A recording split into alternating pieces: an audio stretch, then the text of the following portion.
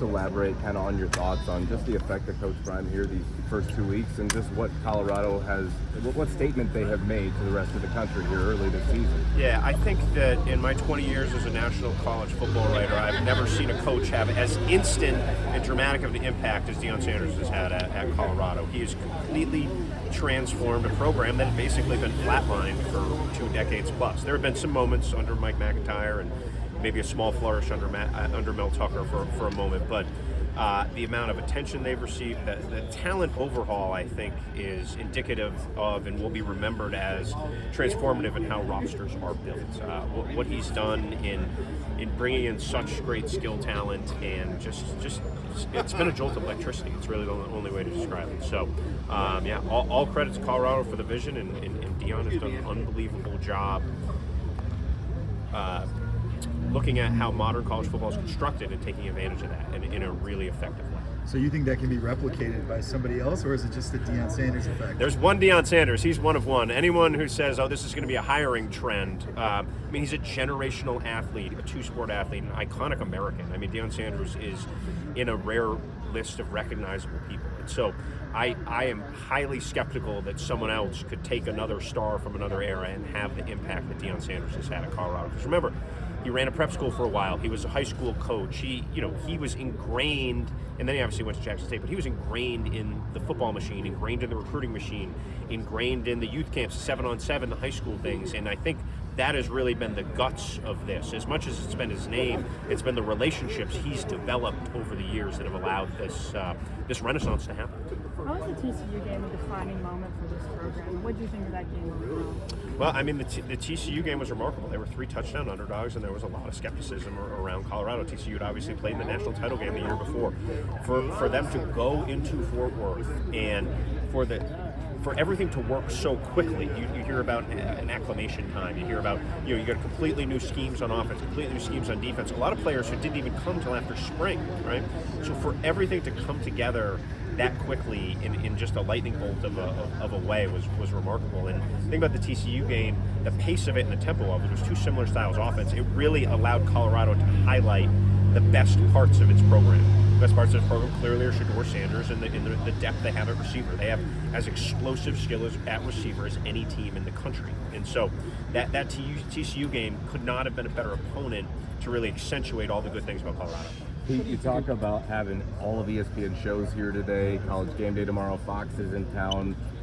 There's been a lot of talk lately about, well, some other school is going to come right in here and throw, a blank check at Deion Sanders. And how do you think Colorado responds to this early success? Well, that is a first world problem when they're talking about hiring your coach because he's had such unprecedented success. So it is early for that to happen. And look, there will be a reacclimation period. Like, Colorado is going to be very good. They're going to completely blow away expectations, and they're going to just annihilate what they've done in recent history. But I do think we will see some tests, and there will be some adversity. So I do think, like, Deion Sanders becoming the next Patriots coach and Deion Sanders becoming the next Cowboys, I think some of that will be tempered with some of the realities of where this team ends up in late November. So, but I do think if you're Colorado and you just have been basically irrelevant on the national scale, I think collectively, from a presidential standpoint, and a board standpoint, athletic department standpoint, you want to corral this because it's different, it's special, it's unique, and you've been ahead of the. You don't want someone else to take advantage of your innovation. I think you want to corral that, and so I would think Colorado is going to be proactive about making sure Deion Sanders blooms where he's planted. Pete, how do you think the talent of this roster stacks up nationally and in the Pac-12? I think that's an interesting question because I think it's a very good Pac-12 roster. Now, this is the best Pac-12 that I've seen in my 20 years covering national college football. I don't think we can overstate the talent that's in the Pac-12. And I think the most instructive part of the Nebraska game was that it showed Colorado could win in different ways. I think we'll know a lot more in the end of September. I don't want to duck the question of where it actually does stack. Going to Austin to play, it's going to be a really stiff test. Look, if you look at the statistics right now, Colorado's weaknesses are up front on both sides of the ball. And as they start going into Pac-12, and depth is going to be an issue. So as they go into Pac-12 play, can opponents exploit that? I mean, it was clear Nebraska knew that and TCU knew that, and they were unable to do that. I think the genius of what Sean Lewis has done play calling wise is he's been able to construct an offense that negates some of their weaknesses up front. And that's good coaching, right? Like, everybody has weaknesses, and all opposing coordinators are trying to exploit those weaknesses. His ability to protect those weaknesses and not let them be glaring would be great. And then look, Shedeur Sanders just turned 3rd and 13 into 3rd and 1, right? Like, it's just like there's some magic in his legs and magic in his arm, and what some of his best plays have not been drawn up on a board, right?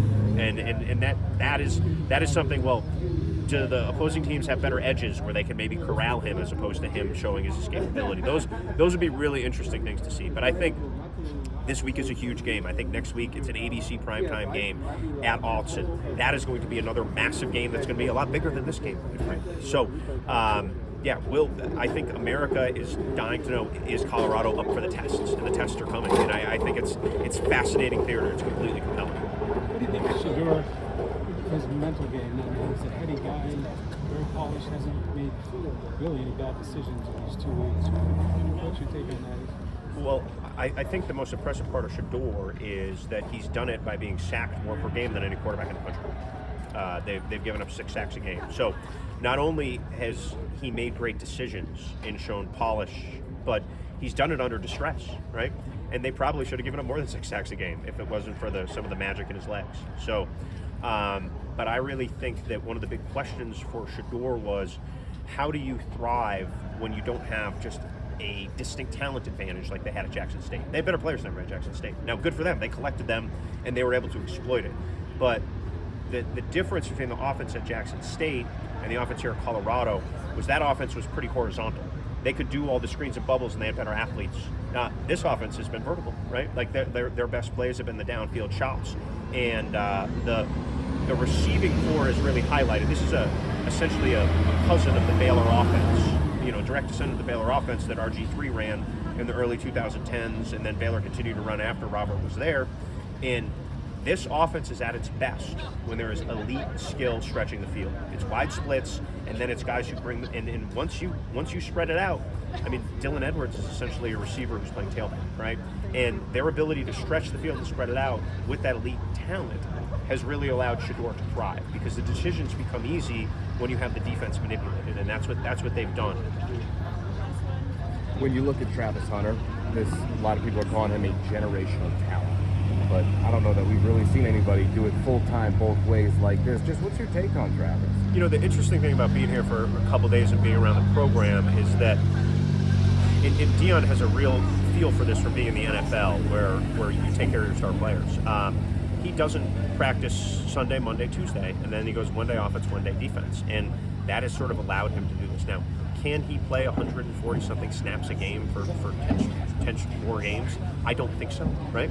But he is one of the most exciting, dynamic, instinctive players to come through college football in a long time. I don't think you can overstate the impact he's had on this team. He was the difference in the TCU game. Those interceptions were, some of the better defensive plays you'll see. And Colorado may not have the depth, like 1 to 50, but their stars have been difference makers. They have been extreme difference makers, and the conversation starts with Travis. So I hope he can continue to play, because he's been a blast to watch. But I do think there will be a little bit of pullback there as they move on and go. Thanks, Dave. Yeah, thank you.